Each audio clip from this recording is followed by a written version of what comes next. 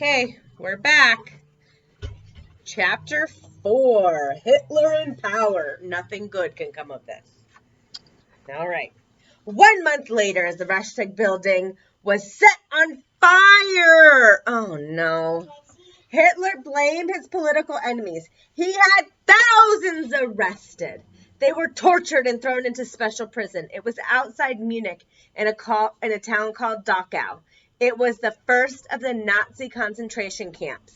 Here's a picture of a concentration camp. It's a prison where people were concentrated, so lots and lots of people in great numbers under brutal conditions. So it wasn't good, it wasn't fun, it wasn't delightful. For Hitler, however, jailing political criminals was not enough. President von Hindenburg was old and frail by then, and he agreed to give the Chancellor, Adolf Hitler, full power. The next few months, Hitler made all political parties illegal, so nobody could think on their own. Everybody had to think the same way that Hitler thought. Very scary. This isn't good, you guys. In the next few months, Hitler had made all political parties illegal except for his own, the Nazis. From then on, he didn't need approval from the president or the Reichstag to do what he wanted. Hitler was free to decide what to do about the Jews. Kai. His first step, separate them from the rest of society. By doing this, he believed they'd leave Germany once and for all. Hitler began to pass anti-Jewish laws. First, he focused on schools. Students had to say, "Hail Hitler," put it right here, when they arrived at the start of each class. At the end of the day. Get this, guys. This is crazy. Textbooks were rewritten, so he changed history for these kids to learn. He changed the history. Every subject needed to praise Hitler and Germany and put down the Jews. If teachers didn't teach Nazi beliefs about the Aryan race, they were fired. Soon there could only be a certain number of Jewish students in public schools. Those students had to sit in the last row. And this was just the beginning. So that's how they saluted Hitler. And look, it's the Nazi flag, not the German flag at the beginning of school. In the beginning of school, we say the Pledge of Allegiance with our American flag because it's our country and we respect our country. This isn't even the country flag. This is what Hitler was teaching everybody. So this is scary. Here we have the Nazi flag. Hitler's youth. Hitler thought young Aryans were the future of Germany. He founded the Hitler Youth in early 1920s. Jews and other subhumans were not allowed. Boys trained to be stormtroopers and girls learned to be good wives and mothers. By 1939, membership was no longer a choice. Boys hiked, camped, and played sports. They practiced marching and shooting and starting up fights against Jews. Girls ran, swam, and learned to cook. Hitler Youth held large, colorful rallies, and the group stayed loyal to Hitler till the end of World War I. President von Hindenburg died the next year, 1934. Do you think this is going to be good or bad? Bad, because who was next in line? Yeah, this is not good.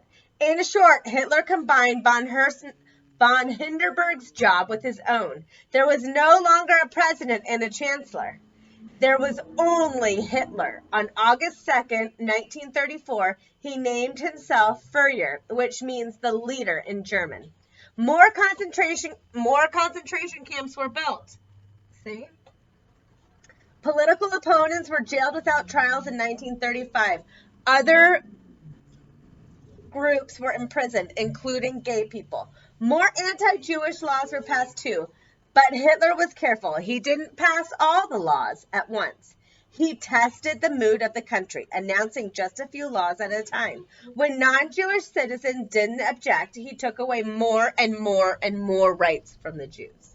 In the beginning, Jews couldn't hold certain jobs. They couldn't work for the government or practice law or teach in public schools. Jewish professors were kicked off of the faculty in universities. Then more laws passed. Jews couldn't marry non-Jews. They had to carry Jewish ID cards. Their stores and homes had to be marked with Jewish star. Soon they were no longer German citizens. New laws passed almost every month. Jews couldn't own business or property. They couldn't go to parks or movies or play sports with non-Jews.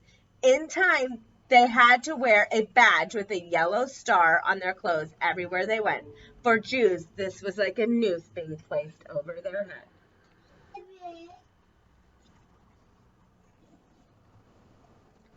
Do you see the star, David? It's a star. All right, so let's recap this. Were concentration camps good or bad? Bad. Was there enough food for everybody? No. Could they eat and play and have fun?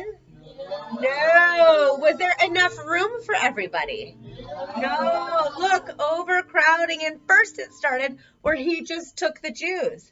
And then, remember in the very beginning of the book, they said that they didn't like, what are the people? Gays, Jews, different political parties.